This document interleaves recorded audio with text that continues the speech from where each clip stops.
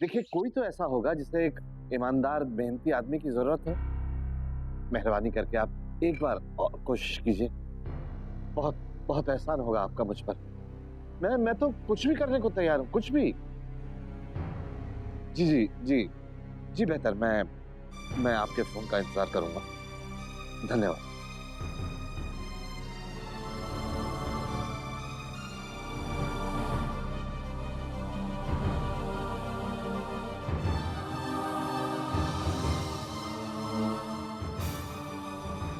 ये आपने किसे फोन किया था? और अब ये इतनी बिनती मिन्नतें, ये किससे किए जा रहे थे आप?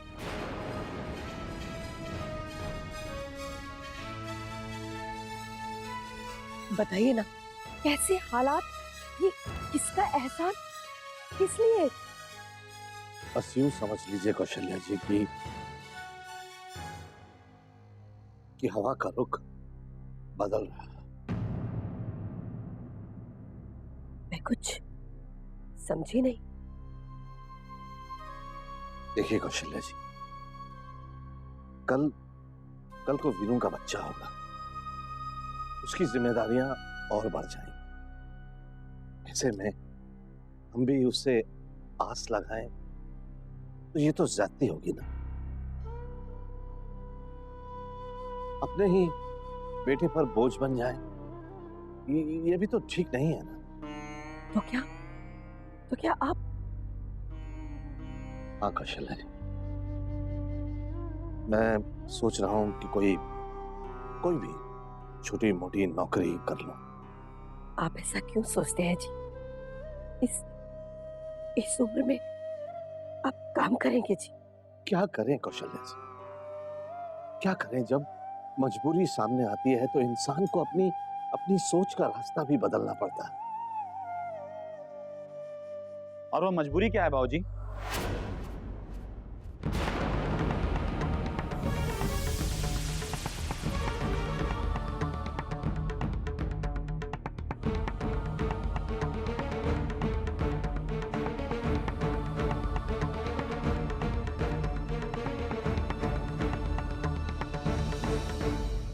बोलिए ना बाबूजी। ऐसी कौन सी मजबूरी है जो आपको इस उम्र में इस घर के लिए कमाना पड़े?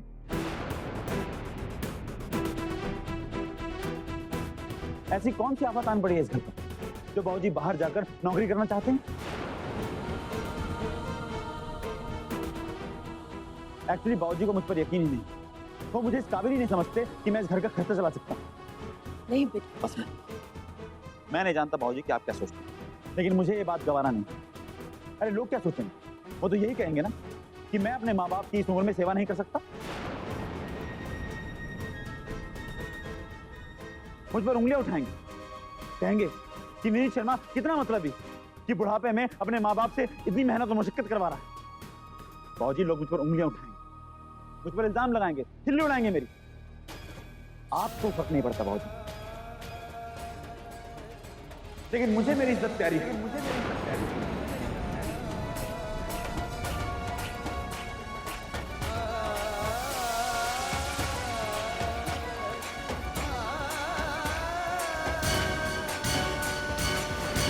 वीनू, तुझे हो क्या गया है? लगता है तेरे दिमाग में कहीं से दीमक लग चुकी है। जो दामाद जी के साथ इस तरह की बातें कर रहा है। अरे तुझे लोगों की पड़ी है कि वो क्या कहेंगे? तेरी इज्जत का सवाल है तो क्या इन दोनों की इज्जत तुझसे अलग है?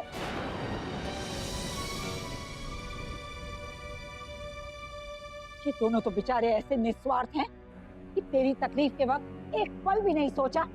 बस खुशी, ना आज तू मुझे रोकेगी और ना दामाद जी। अरे जब ये इतना कुछ सुना रहा है तो मुझे भी इसे बताने दे। अरे ये तेरी माँ ही है जिसने तेरी तकलीफ समझकर एक पल भी नहीं सोचा और अपने सारे जेवर जाके गिरवी रख दिए ताकि तेरी बहू की अस्पताल का बिल जो वसुंधरा जी ने चुकाया था उसके पैसे लौटा सके। अरे उस वक्त तेरी इज्जत खास करने गई थी क्या? कोशी ने जो कुछ भी किया तेरी इज्जत के लिए ही किया। बस बस नानी जी, आप तो रहने दीजिए। झूठ तो मैं बोलती नहीं। अगर माँ जी ने अपने गहने दिए हैं तो वो वीनू जी की नहीं, अपनी इज्जत बचाने के लिए दिए हैं। ताकि समधियों के सामने उनकी नाक ना कटे। अरे बेटियां जो ब्याई हैं उन्होंने उस घर में, आप तो ऐसे कह रही है जैसे मेरे वीनू जी इस घर के लिए कुछ करते ही नहीं है।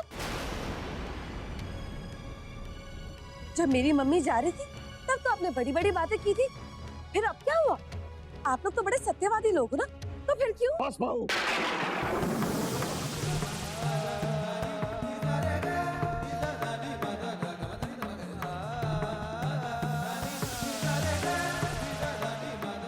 बस बहुत हो गया। अब मैं एक लफ्ज और नहीं सुनना चाहता। मामा जी,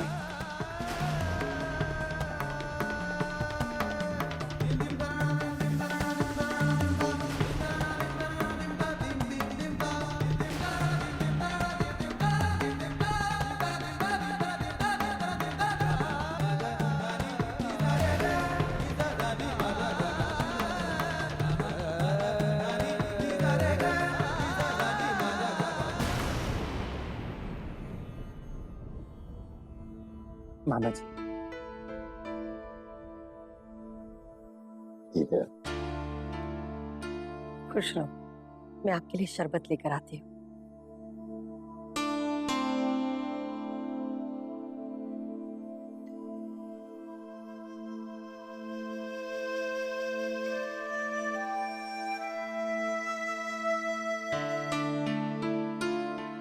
और सुनाइए,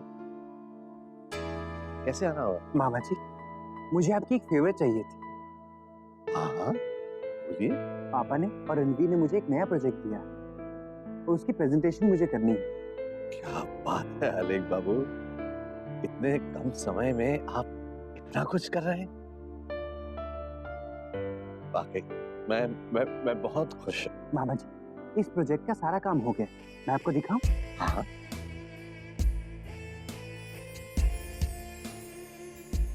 ये देखो मामा जी, ये मेरा प्लान है।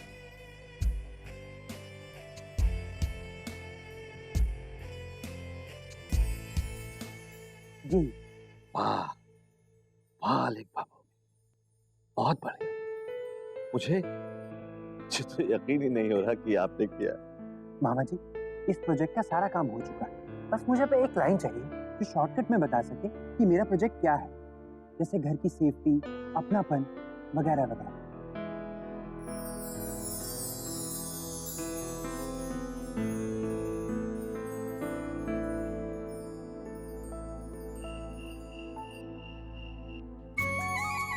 जीजी, ये कलर कैसा है?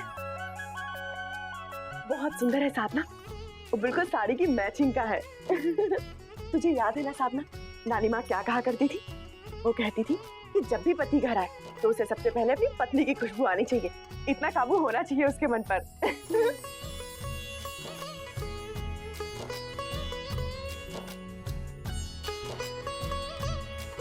साधना,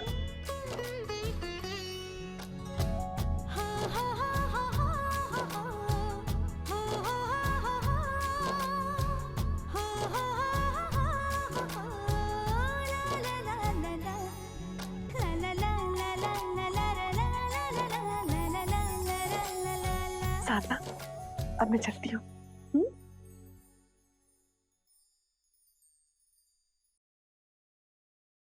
साधना, कल मैं एक प्रेजेंटेशन करने वाला हूँ और उसकी पूरी तैयारी भी मैंने कर ली है। आओ मैं तुम्हें दिखाता हूँ।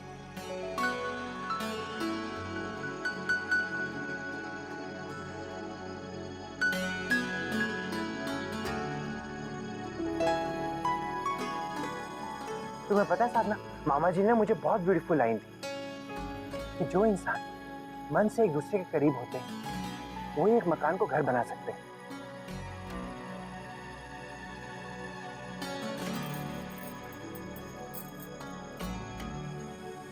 आलिक जी, मैं कैसी लग रही हूँ? अच्छी लग रही है। अरे, इतना इंपॉर्टेंट पॉइंट इसमें है ही नहीं, ऐसे कैसे मिस हो गया?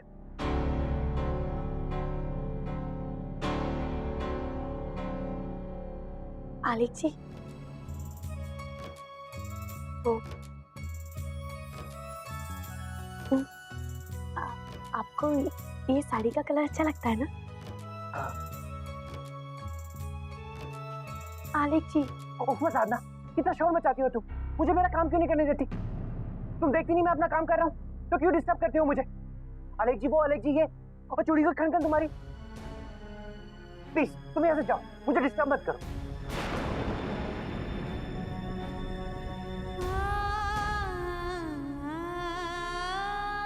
आई एम सॉरी आलेख जी।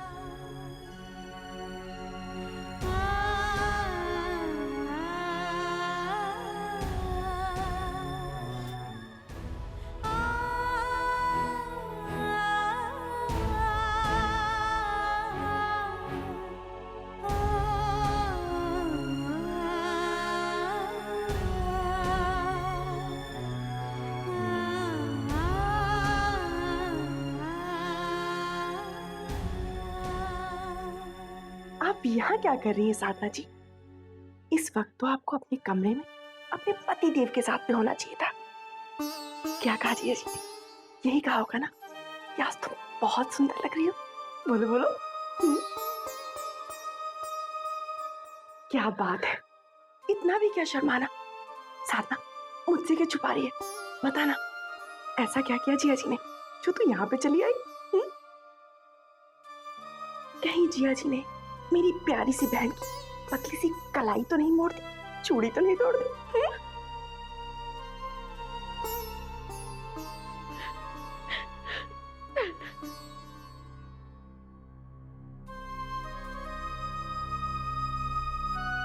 साधना,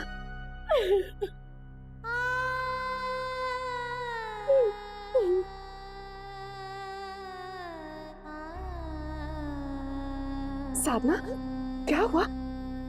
तू रो क्यों रही है? साधना कुछ बोलेगी भी? हुआ क्या है?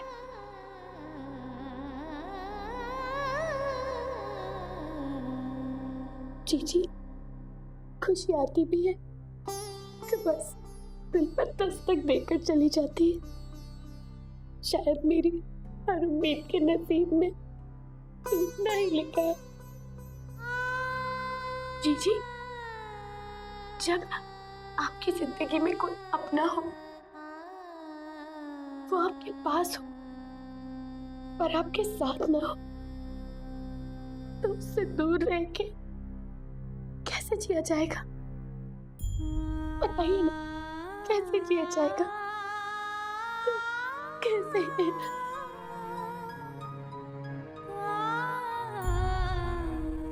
नहीं साधना, प्लीज तुम दुखी मत हो। पता है तुझे, ये तो बस एक वक्त का दौर है जो यूं ही गुजर जाएगा।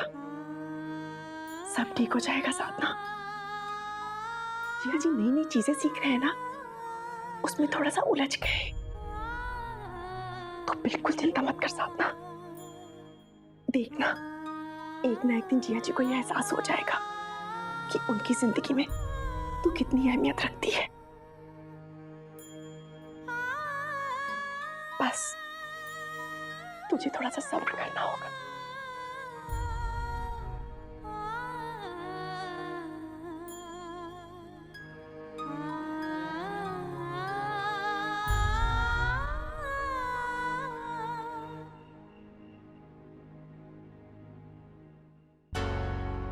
अरे ये तेरी माँ ही है जिसने तेरी तकलीफ समझकर एक पल भी नहीं सोचा और अपने सारे जेवर जाके गिरवी रख दिए।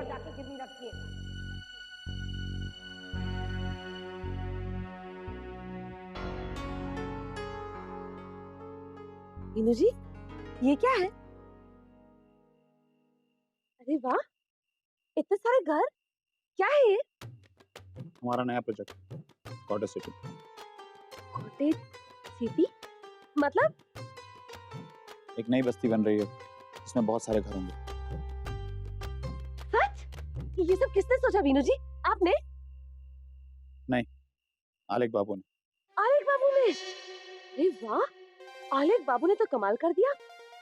ये सारे घर आगरा में बनेंगे तो आगरा की तो शान ही बढ़ जाएगी, है ना? और राजवंश कंपनी वो तो करोड़ों में कमाएगी, है ना? अरे वीनू जी बताओ ना, ये कैसे कैसे घर होंगे? क्या क्या होगा इसमें? और कमरे कितने होंगे? हर एक का एक आंगन तो होगा ही ना, और कार रखने की जगह भी होगी। भाई कितनी सुख सुविधाएं हो जाएंगी, है ना? अच्छा वीनू जी बताओ ना, आपको इसमें से कौन सा वाला घर पसंद है? ये वाला या ये वाला? नहीं नहीं, मुझे तो ये वाला पसंद है, बोलो ना। मालती ज्यादा उड़ो मत और सो जाओ। अठन्नी की आंख से रुपए के सपने देखना ठीक नहीं।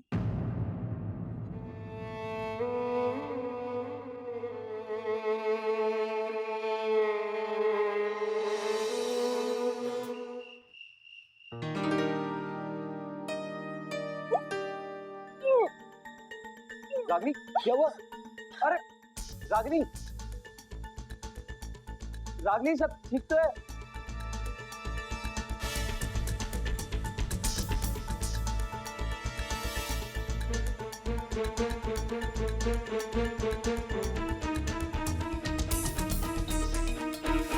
रागिनी क्या हुआ? रागिनी तुम्हारी तबीयत ठीक तो है ना? हाँ रणवीर, बस थोड़ी सी थकान सी लग रही है। लेकिन अचानक से तुम्हारी तबीयत खराब कैसे होगी? जरूर तुमने बाहर का कुछ खाया होगा। नहीं रणवीर। चलो लेटो, मैं जानता हूँ ये सब कुछ टेंशन की वजह से हो रहा है। लेटो चलो, आराम से आओ।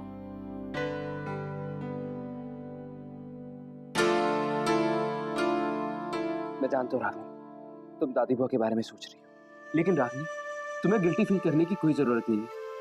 हमने तो पूरी कोशिश की थी उनको समझाने की, लेकिन नहीं रणवीर, ऐसी कोई भी बात नहीं है। ठीक है, तुम सो जाओ, ओके? तुम्हें आराम की जरूरत है।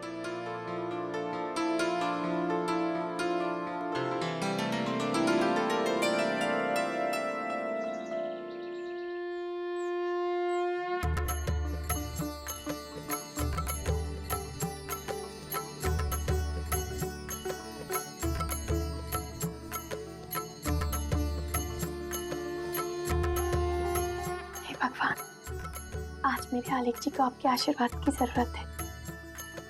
उन्होंने पहली बार किसी प्रोजेक्ट को लेकर काम किया है और आज पहली बार उनका परीक्षा का दिन है। भगवान, मेरे आलेख जी की सफलता की पहली सीढ़ी है, उन्हें कामयाब करना।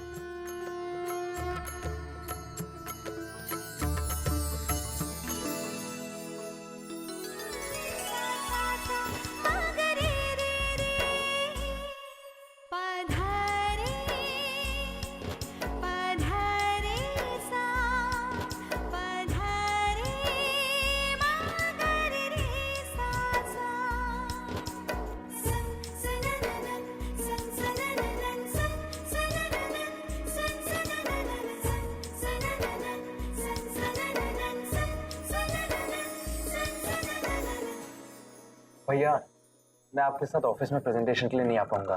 वो हमारे दूसरे क्लाइंट है ना, मिस्टर मल्होत्रा, वो आज शाम की फ्लाइट से कनाडा जा रहे हैं और मुझे उनके साथ एक बिजनेस प्रपोजल डिस्कस करना है।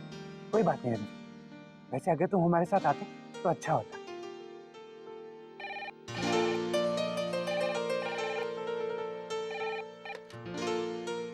हेलो।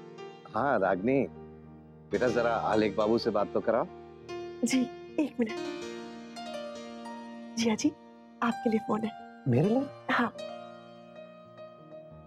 हेलो आलेख बाबू मेरी तरफ से ढेरों शुभकामनाएं आपको। ईश्वर करे कामयाबी आपके कदम चुमे। थैंक यू मामा जी। जीते रहो बेटा, खुश रहो।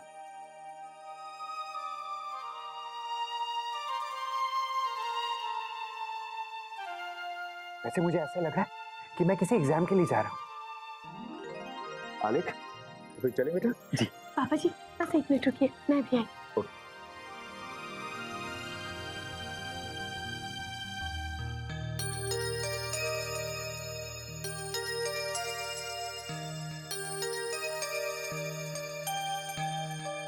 ये क्या किया तुमने? साधना तुम भी ना, तुम्हें पता नहीं मैं ऑफिस के लिए लेट हो रहा हूँ। मैं बस एक मिनट में साफ कर देती हूँ। सॉरी आलेख जी। नहीं अब रहने दो तुम। वैसे भी मैं ऑफिस के लिए लेट हो रहा हूँ और तुमने ये तुम भी। आलेख बेटा, it's okay and it's not all that bad. Come let's go.